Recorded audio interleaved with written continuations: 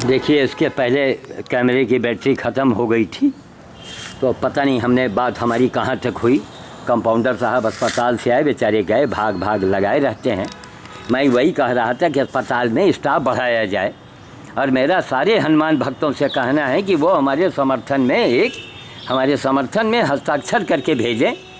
पूरे जनपद से मेरा यह है, तो हम सरकार में भेजेंगे साहब यहाँ एक इमरजेंसी वार्ड खोला जाए।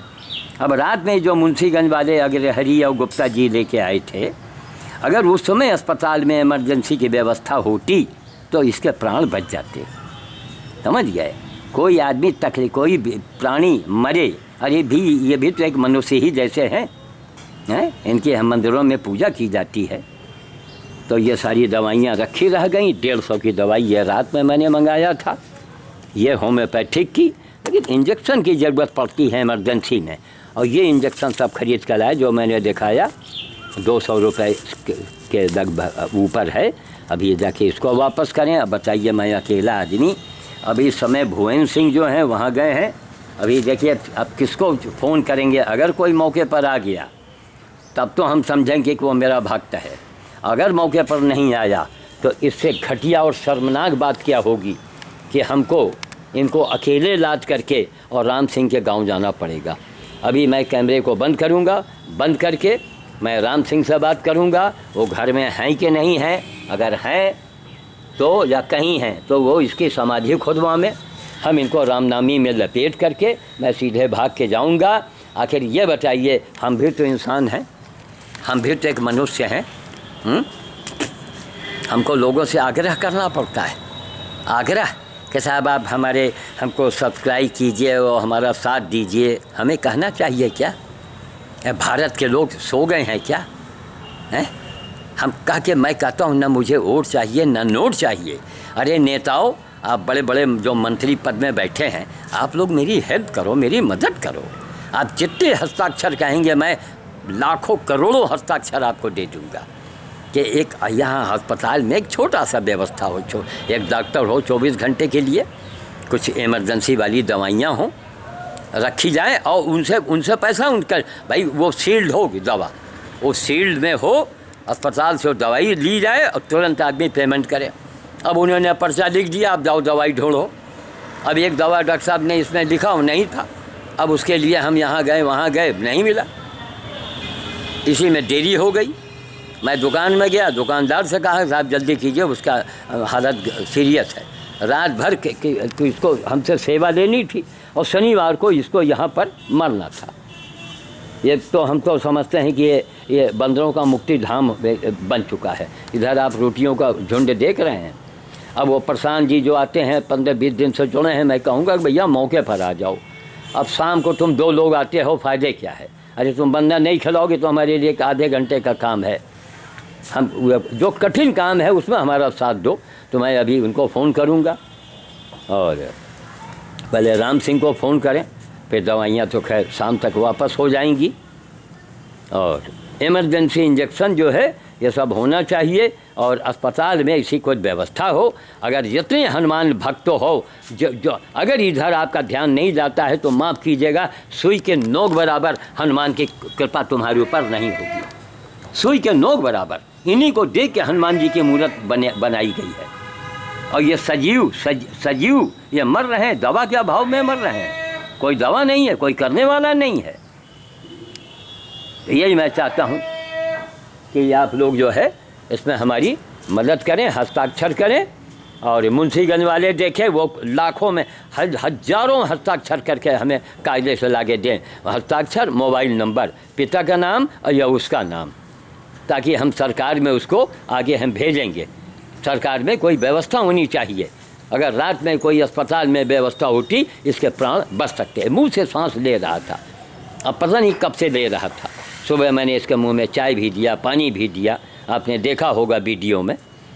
तो अब देख रहे हैं ये गद्दा वाले हैं, वो बैठे हैं 2.5 क्विंटल के, ये उनको नहीं दिखाई पड़ता। ये रोटियां गड्ढा गड्ढा भेज दिया, वो शुक्रवार को भेजते हैं। इसको कई बार कहा है भाई तोड़ के भेजो, तब उनको मतलब उनको तो वाहवाही मिल जाए बस। उनको हनुमान जी से प्रेम नहीं है।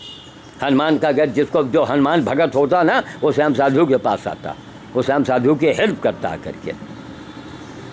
यही हनुमान भक्ति। रोटी के हाल देख रहे हैं, वो हाल देख रहे हैं। अभी जाके मैंने नंदी को दवाई पिलवाई अस्पताल में, उसका भी मैं वीडियो बनाया हूँ।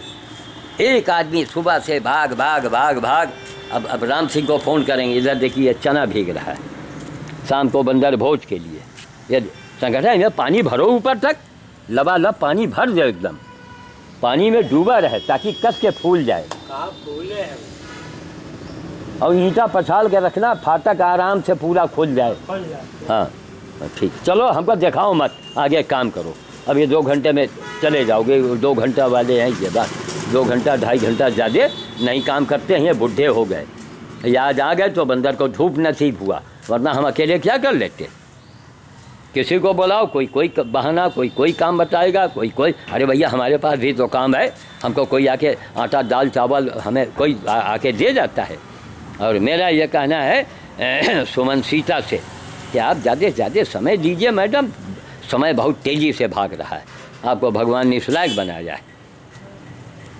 आप रहिएगा तो एक साधन होगा, कुछ होगा। हम और ज़्यादा पैसे खर्च करते रात में कि नहीं साहब, देखिए अब रात में 9-10 बज जाता है, संकोच लगता है। अब डॉक्टर कंपाउंडर यही कहेंगे साहब दिन भर तो हम लोग मरते हैं, अब बाबा रात में भी हम लोगों को चैन से नहीं बैठने देते हैं। तो मैंने प्रशांत को भेजा, हमका डॉक्टर साहब को कहना 9 का टाइम था, हमने कहा डॉक्टर साहब से दवाई लिखवा दो जाके।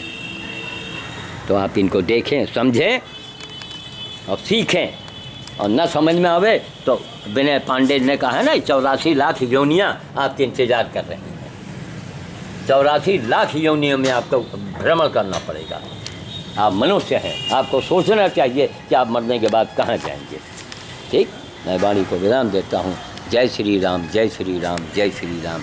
अरे हमको जो बिजली मुफ्त में मिलना चाहिए, दूध मुफ्त में मिलना चाहिए, दवाइयाँ मुफ्त में मिलनी चाहिए, लेकिन नहीं, ऐसा नहीं होगा। नहीं, हम उनको मुफ्त में देते हैं, करोड़ों अरबों रुपए देते हैं जाकर के उन बाबाओं को जो तुम्हारी बहू बेटी की इज्जत से खिलवाड़ करते हैं। कहाँ है हमारी सरकार, कहाँ है हमारी खुफिया विभाग? उनको इतना पावर दिया जाए, वो कहीं हिंदुस्तान में, देश में, वो कहीं भी जा सकते हैं, कहीं भी, उसमें लेडीज भी हों, जेंट्स भी हों। मेरा देश महान, देख रहे महान देश की हालत। देश के नाम पर आप महान थोड़े बनेंगे, आपको काम करना पड़ेगा। देखिए ये महान देश की हालत, वहाँ चना भीग रहा है, यहाँ रोटी तोड़ने को रखी है, ये रोटी तोड़ के रखी है। ये बंदर जो है ये अपने चल बसे हैं। अब इनको हम रामनामी में दफनावें, फिर उसके बाद बांध करके देखिए राम सिंह मिल गए तो जहाँ, क्योंकि कल तक ले जाएंगे तो बदबू आने लगेगी।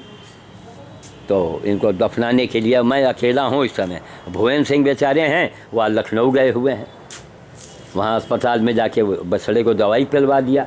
डॉक्टर साहब ने कहा कि नहीं कुछ इम्प्रूव हुआ है, आज जुगाली कर रहा था। जय श्री राम, जय श्री राम, जय श्री राम। बस शनि मंगल का चक्कर देखो दुनिया वालों, सोचो।